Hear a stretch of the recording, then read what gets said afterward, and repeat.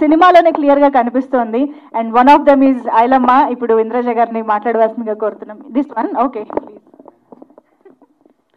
అందరికీ నమస్కారం. ముఖ్యంగా మన మీడియా మిత్రులకు అండ్ ప్రేక్షకులకు వాళ్ళ వల్లే ఈ సక్సెస్ సాధ్యమైంది. అండ్ జనరల్గా 4 పిల్లర్స్ అంటారండి. ఏదైనా బలంగా నిలబడడానికి అస్థివారం 4 పిల్లర్స్ అంటారు. మాకు 8 పిల్లర్స్. మా ప్రొడ్యూసర్ గూడూరు నారాయణ రెడ్డి గారు, డైరెక్టర్ యాటా సత్యనారాయణ గారు, అండ్ మా డిఓపి రమేష్ గారు, అండ్ మ్యూజిక్ బీమ్స్ గారు, తర్వాత ఆర్ట్ డైరెక్టర్ తిరుమల తిరుపతి గారు, అండ్ కాస్ట్యూమ్ పూజా గారు, ఎఫెక్ట్స్ ఇచ్చిన ఆ బృందం, ఆ తర్వాత 8th పిల్లర్ మా ఆర్టిస్ట్ బృందం. సో మేమందరం కలిసి సమిష్ట కృషితో ఈ మూవీని మీ ముందుకు తీసుకొచ్చాము. మేము పడ్డ కష్టం కానివ్వండి, లేదా మేము దానికి పెట్టిన కమిట్మెంట్ కానివ్వండి, కేవలం ప్రేక్షకులైన మీరు వచ్చి మూవీ చూస్తేనే సక్సెస్ అయ్యేది. మీరు చూశారు కాబట్టి ఈరోజు ఈ సక్సెస్ మీరు జరుపుకుంటున్నాం. Thank you so much. ఇంతకంటే కూడా పెద్ద సక్సెస్ మీరు చెయ్యగలరు. చెయ్యాల్సిన బాధ్యత మీ ప్రతి ఒక్కరికి ఉంది. ఎందుకంటే ఇది చరిత్ర. ఇది చాలా వరకు అందరూ మాట్లాడేశారు ఈ మూవీ గురించి. కాబట్టి ముఖ్యంగా చెప్పాల్సిన 2 విషయాలు ఏంటంటే అండి, ఇది ఈరోజు మేము జరుపుకుంటున్న రజాకర్ సక్సెస్ మీట్ అస్సలు సిసలైన సక్సెస్. ఎందుకని 2 రీజన్స్ అండి. ఒకటి, ఎన్నో విభేదాలు అంటే ఒపీనియన్స్ కానివ్వండి. ఈ మూవీ రిలీజ్కి ముందే ట్రైలర్ మేము ఎప్పుడైతే రిలీజ్ చేసామో అప్పటి నుంచి మూవీ రిలీజ్ దాకా డైరెక్టర్ గారు కానివ్వండి, ప్రొడ్యూసర్ గారు కానివ్వండి, ఎదుర్కొన్నటువంటి అడ్డంకులు మామూలుగా లేదండి. అది మీ అందరికీ కూడా తెలిసి ఉండొచ్చు.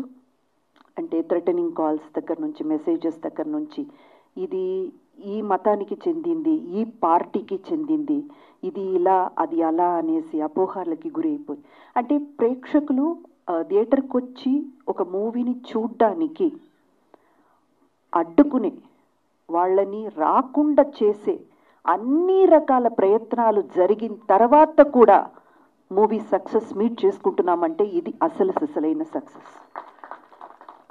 అండ్ ద సెకండ్ థింగ్ అండి, ఒక మూవీ నిజమైన సక్సెస్, నిజమైన విజయం అన్నది ఎప్పుడు అంటే ఆ మూవీ రిలీజ్ అయ్యి అప్పుడు ఏదో నడుస్తుంది, అంటే ప్రేక్షకులు వస్తున్నారు, థియేటర్లో ఆడుతుంది, ఆ మూవీ చూశారు, ఒక 70 రోజులు లేదు 100 రోజులు ఆడింది. ఇది కాదండి. ఇది కూడా సక్సెసే. కానీ అసలు సిసలైన సక్సెస్ ఏంటంటే ఒక 5 ఏళ్ల తర్వాత, 10 ఏళ్ల తర్వాత, లేదా 25 ఏళ్ల తర్వాత కూడా ఏదో ఒక విషయం మీకు తెలియాలి, లేదా ఏదో ఒక విషయం మీద మీకు ఒక అవగాహన లేదు, ఏదో ఒక విషయం తెలుసుకోవాలని మూవీ ద్వారా మళ్ళీ మీరు ఆ విషయాన్ని తెలుసుకుంటున్నారు, లేదా ఆ మూవీని మళ్ళీ చూస్తున్నారంటే అది నిజమైన విజయం. మా మూవీ రజాకర్ ఇప్పుడు కాదండి, 5 ఏళ్ల తర్వాత, 10 ఏళ్ల తర్వాత, 15 ఏళ్ల తర్వాత కూడా ఇప్పటికంటే కూడా ఎక్కువగా ప్రేక్షకులు చూస్తారన్న నమ్మకం మా అందరికీ ఉంది.